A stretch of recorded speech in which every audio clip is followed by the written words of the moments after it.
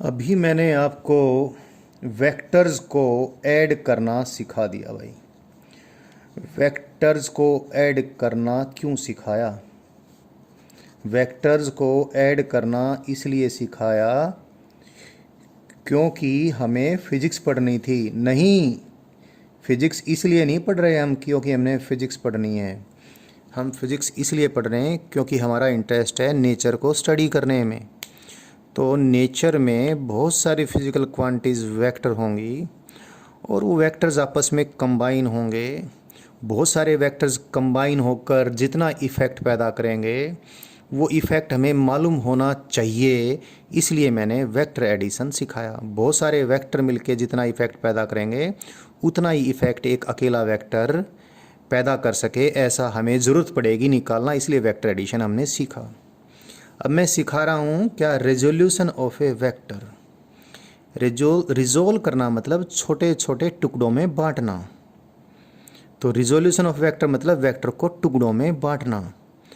आपको अजीब लगती होगी बात कि अभी तो मैंने वेक्टरों को इकट्ठा करना सिखाया था, नहीं वेक्टरों को जोड़ना सिखाया था। कई वेक्टरों को जोड़ के एक सिंगल वेक्टर बनाना सिखाया था।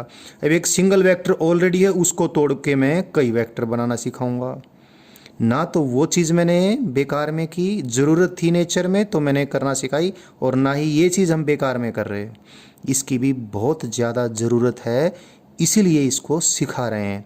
ज़रूरत भी आपको बताऊंगा क्यों है, लेकिन पहले इसका मीनिंग समझ जाएं। हालांकि जिस ढंग से मैंने अभी बातें बोली हैं उससे आपको एक क्लियर हो गया होगा इसका मायना क्या है। फिर भी इसको बताने के लिए मैं एक एग्जांपल ले लेता हूँ। अगर कोई वेक्टर हमारे पास है, सपोज कोई वेक्टर ए है, और हमने कई वेक्टर्स और देखे जो कैसे आए, ए को रिजोल्व करने से आए। रिजोल्व करने का मीनिंग मेरे इस एग्जांपल से क्लियर हो जाएगा। सपोज ए को मैंने कई और वेक्टर्स में रिजोल्व कर दिया, यानी मैंने ए के कई टुकड़े वेक्टर्स बना दिए। वो टुकड़े वेक्टर्स इस प्रकार बनाए, ज़रूरत क्या है बताऊंगा अभी। ए वेक्टर है कोई, ए वेक्टर के मैंने कई टुकड़े कर दिए। कैसे करूँगा बताऊँगा, क्यों करूँगा बताऊँगा। एक बार मेरी बात सुन लें। ए वेक्टर के मैंने कई टुकड़े कर दिए। पहले तो इसके लिए अच्छा शब्द इस्तेमाल करूँ मैं। टुकड़े वर्ड यूज़ करने के बजाय जो वेक्टर बनाऊँगा एक एक टुकड़े टुकड़े करके, उनको मैं बोलूँगा कंपोनेंट वेक्टर्स। तो ए के बदले मैंने ए के कुछ कंपोनेंट वेक्टर्स बनाए। कंपोनेंट वेक्टर्स, सपोज कोई बी वेक्टर भी ए का कंपोनेंट है, कोई सी वेक्टर भी ए का कंपोनेंट है, कोई डी वेक्टर भी ए का कंपोनेंट है, कोई एफ वेक्टर भी ए का कंपोनेंट है। Suppose B vector, C vector, D vector and F vector all are components of A vector. तो कंपोनेंट वेक्टर्स का मायना ये है कि ये सारे टुकड़े वेक्टर्स, ये सारे कंपोनेंट वेक्टर, अगर इनको हम इकट्ठा लगाएं तो ये सारे इकट्ठे मिलकर उतना ही इफेक्ट पैदा करेंगे जितना कि हमारा अकेला वेक्टर ए प्रोड्यूस कर रहा था। यानी अगर B vector, C vector, D vector and F vector A vector के कंपोनेंट वेक्टर्स हैं, तो combined effect of B vector, C vector, D vector and F vector is equal to that which the vector A has produced alone. यानी component vectors वो vectors होंगे किसी vector के जो सारे मिलके उतना ही प्रभाव पैदा करेंगे जैसा कि इस अकेले ने पहले ही कर रखा था। इस प्रकार से किसी वेक्टर को कंपोनेंट वेक्टर्स में ब्रेक करने की प्रक्रिया को, प्रोसेस को हम रेजोल्यूशन ऑफ वेक्टर बोलते हैं। तो resolution of A vector is a process of finding a number of component vectors so that the combined effect of the component vectors comes out to be equal to the effect produced by the vector alone। यानी किसी vector को resolve करना एक ऐसी प्रक्रिया है जिस प्रक्रिया के जरिए मैं कुछ ऐसे कंपोनेंट वेक्टर्स डिटरमाइन करूंगा कि वो कंपोनेंट वेक्टर्स आपस में मिलके, सारे मिलके कुल जितना इफेक्ट पैदा करें वो इफेक्ट उतना ही हो जितना कि गिवन वेक्टर अकेला पैदा कर रहा था। तो ये रिजोल्यूशन ऑफ वेक्टर का मीनिंग है। रिजोल्व कैसे करेंगे बताऊंगा, क्यों करेंगे ये भी बताऊंगा। यहाँ पर एक चीज़ आपको समझ में आ गई होगी, resolution of vector vector addition का बिल्कुल अपोजिट है। वेक्टर एडिशन में क्या किया था, कई वेक्टर्स दे रखे थे और उन सब के बजाय एक सिंगल वेक्टर हमने निकाला था, और वो सिंगल वेक्टर इस प्रकार निकाला था, उस सिंगल वेक्टर का अकेले का ही प्रभाव उतना हो जाए जितना कि उन सारे वेक्टर्स का मिलके था। और रेजोल्यूशन इसका बिल्कुल उल्टा है। रेजोल्यूशन में पहले खाली एक वेक्टर दे रखा है, एक के बजाय कई वेक्टर ढूंढने हैं, और एडिशन में क्या था, कई वेक्टर थे, कई के बजाय एक ढूंढना था, तो अपोजिट बात है बिल्कुल। अगर हमें सही से देखें तो वेक्टर एडिशन अगर सीख लिया है तो वेक्टर को रिजोल्व करना भी मुश्किल बात नहीं है, वो भी हमें आसानी से समझ में आ जाएगा कैसे करेंगे। बट चीज़ें आपको शायद समझ में आ गई होंगी और भी क्लियर हो जाएगी। ये बात तो आपको क्लियर हो गई होगी कि रिजोल्यूशन ऑफ वेक्टर का मीनिंग क्या होता है, और एक बात यहाँ से और भी क्लियर हो गई कि किसी वेक्टर के को जब हम कंपोनेंट वेक्टर्स में रिजोल्व करें तो किसी वेक्टर के कितने कंपोनेंट हो सकते हैं, इसको आपने आसानी से सोच भी लिया होगा। क्योंकि आपको मालूम है अगर 10 लाख वेक्टर भी आपने ऐड किए तो 10 लाख वेक्टर्स का रिजल्टेंट भी एक सिंगल वेक्टर होगा।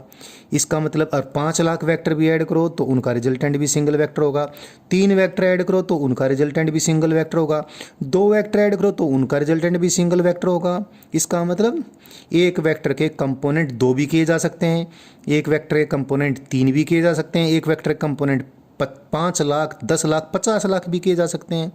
तो किसी वेक्टर के कितने कंपोनेंट हो सकते हैं, कितने भी हो सकते हैं। बट हम जो भी अभी कर रहे ये बेकार में चीज़ों को मुश्किल करने के लिए नहीं कर रहे हैं, प्रकृति में ज़रूरत है, इसलिए हम सारी चीज़ें इस प्रकार से बनाकर आपको बता रहे हैं। तो जब किसी वेक्टर को हमने रिजोल्व करना है यानी उसके बजाय हमने कंपोनेंट वेक्टर ढूंढने हैं तो बेकार में 20, 30, 40, 50 कुछ भी नहीं ढूंढेंगे, जितनों की ज़रूरत होगी सिचुएशन के अनुसार उतने ही कंपोनेंट बनाएंगे।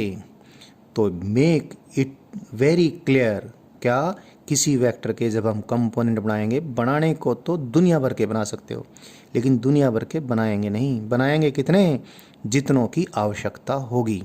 ठीक, और आवश्यकता क्यों है एक बार हम समझ लें।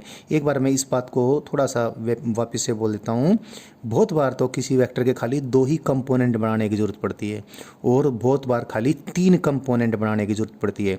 वैसे तो आप कैसे ही कंपोनेंट बना लो, बट एक विशेष प्रकार के कंपोनेंट बहुत ही स्पेशल होते हैं।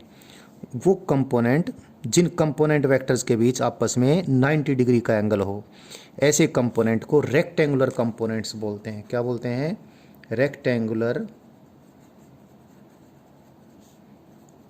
Components. Rectangular components of a vector are those component vectors which are making 90 degree with each other। किसी वेक्टर के रेक्टेंगुलर कंपोनेंट कौन से वेक्टर्स होते हैं, वो कंपोनेंट वेक्टर्स होते हैं जिनके बीच में 90 डिग्री का एंगल हो। तो रेक्टेंगुलर कंपोनेंट किसी वेक्टर के अधिक से अधिक 3 ही हो सकते हैं और कम से कम तो 2 होंगे। तो अक्सर हम जो वेक्टर को किसी वेक्टर को रिजोल्व करते हैं, करने को तो कैसे ही कर लें, लेकिन अक्सर हम किसी वेक्टर के या तो 2 रेक्टेंगुलर कंपोनेंट निकालते हैं, या तो 2 रेक्टेंगुलर कंपोनेंट निकालते हैं, या फिर 3 रेक्टेंगुलर कंपोनेंट निकालते हैं। और ये मैंने अभी सिखाना है 2 रेक्टेंगुलर कंपोनेंट कैसे निकालें, 3 रेक्टेंगुलर कंपोनेंट कैसे निकालेंगे। लेकिन इससे पहले एक चीज़ बता देता हूँ आपको कि हमें वेक्टरों को रिजोल्व करने की ज़रूरत क्यों पड़ी। अभी आपको एक सिंपल से फनी एग्जाम्पल है, सिंपल एग्जाम्पल है, आप समझ जाएंगे इसको। बहुत सारे फ़नी एग्जाम्पल आप खुद भी सोच सकते हैं मेरे इस एग्जाम्पल से लर्न करके। सपोज़ हमारे पास कोई फार्म हाउस है, काफ़ी बड़ा, काफ़ी दूर दूर तक फैला हुआ है, और इस फार्म हाउस में कहीं कोई दलदली इलाका भी है, कहीं दलदल भी है, क्विक सैंड वाला इलाका भी है। और इस दलदली, मान लिया हम जो फार्मी लोग हैं, हमारे फार्म हाउस में बहुत सारे ऐसे एनिमल हैं जो बहुत हमारे लिए कीमती है, जैसे गायें हैं, अच्छा दूध देने वाली गायें हैं। बाय द वे किसी कारण से हमने जो उसके गाय का जो हमने केयर टेकर रखा हुआ है वो उसने ध्यान नहीं दिया और गाय किसी तरीके से इस दलदल में यहाँ पर चली गई। गाय बहुत कीमती है, गाय हर रोज़ 30 किलो दूध देती है, बहुत महंगी आई थी, और दलदल में गाय गई और धीरे धीरे धंसती चली जाएगी, बहुत नुकसान हो जाएगा। और जो पूरे फार्म हाउस की देखरेख करने वाले लोगों को मालूम है, जब दलदल में यहाँ चली गई तो गाय अपने आप ना तो इधर जा सकती है, ना इधर जा सकती है, ना ही अपने आप इधर जा सकती है, गाय और धंस जाएगी। अब गाय को इस दलदल से बाहर निकालना है, यहाँ से भी बाहर निकाला जा सकता है और यहाँ से भी, लेकिन यहाँ पर दलदल की सिचुएशन ऐसी है और यहाँ पर दलदल की सिचुएशन ऐसी है, या फिर यहाँ पर कुछ झाड़ियाँ वगैरह दलदल के अंदर और कुछ चीज़ें ऐसी हैं कि हम जो फार्म हाउस के रहने वाले लोग हैं हम जानते हैं गाय को इधर भी नहीं खींच के बाहर निकाला जा सकता, ना ही गाय को इधर भी खींच के बाहर निकाला जा सकता। और गाय को अगर बाहर निकालना है तो इधर ही बाहर निकाला जाएगा गाय को खींच के। और प्रीवियस एक्सपीरियंस से ये हमने लर्न कर लिया है कि बाय द वे इस डायरेक्शन में ही गायें ऐसे जा सकती है कि दलदल कुछ कम है और बीच बीच में कुछ ऐसी जगह आ जाती है दलदल में कि जहाँ पर पैर टिक सकता होगा, तो ऐसी कोई सिचुएशन है। और गाय को इधर तब ही खींच के लेकर जाया जा सकता है जब गाय पर इधर 100 या से 200 न्यूटन का फोर्स गाय पे इधर लग जाए, और थोड़ा बढ़ा देता हूँ, से 500 न्यूटन का फोर्स गाय पे इधर लग जाए, तो ही गाय इधर दलदल से बाहर निकल के जा सकती है। और लेकिन गाय के ऊपर इधर 500 न्यूटन का फोर्स कैसे लगाएं? कोई रस्सी दूर से गाय के गले में डालें लूज करके, ऐसा नहीं कि गाय को फांसी लग जाए, और गाय के गले में कोई रस्सी डालें और रस्सी से उसको इधर खींच लें। लेकिन भाई, और रस्सी खींचने वाला आदमी दलदल में थोड़ी उतरेगा, वो तो आदमी चला जाएगा, गाय जाएगी और साथ में आदमी भी जाएगा, आदमी और भी कीमती है। तो यहाँ दलदल ख़त्म होती है, यहाँ कोई इलाका है जो पथरीला इलाका है, यहाँ पर दलदल एंड हो जाती है। तो यहाँ पर कोई बंदा रस्सी डाले गाय के गले में, फंदा बनाकर, फंदा लूज हो और फिर रस्सी को खींच ले तो गाय बाहर आ सकती है। लेकिन बाय द वे हमारे पास इतनी लंबी रस्सी है नहीं कि इतनी लंबी रस्सी यहाँ पर गाय के गले में डाली और गाय को इधर खींच लिया। हमारे पास छोटी छोटी रस्सियाँ हैं, और उन रस्सियों से गाय के गले में इतनी लंबी रस्सी तो डाली जा सकती है। इतनी लंबी रस्सी डाल के इधर तो खींच नहीं सकते हैं, इधर वैसे खींचने के लिए फोर्स भी कम लगाना पड़ेगा, ऐसा भी हमें मालूम है। बट इधर खींचेंगे तो गाय कहीं अटक जाएगी और बहुत जल्दी फिर नीचे अगर गई तो सांस भी घुट जाएगा, उसको दलदल के अंदर पूरा ही धंस जाएगी। तो रस्सियाँ तो हमारे पास छोटी छोटी हैं, और छोटी छोटी रस्सियों की सहायता से इधर खींचना है। तो हम में से जो ऐसा है जिसने सारी कैलकुलेशंस पहले कर रखी है, वो 2 रस्सी मंगवाएगा, एक रस्सी इधर डालेगा और एक रस्सी इधर डालेगा। ये कुछ एंगल भी डिसाइड करेगा, सपोज ये एंगल कोई θ1 है और ये एंगल कोई θ2 है, या फिर ये अल्फ़ा एंगल है या ये बीटा एंगल है। और उस आदमी को ये भी मालूम है जिसने सारी सिचुएशन समझ रखी है कि इधर तो कोई फोर्स लगा दिया जाएगा F1, और इधर ये 500 न्यूटन का है जिसको मैं F फोर्स कह देता हूँ, और इधर कोई फोर्स लगा दिया जाएगा F2, और F1 और F2 की वैल्यू भी उसने कैलकुलेट कर रखी है, सपोज उस आदमी को फिजिक्स भी आती है।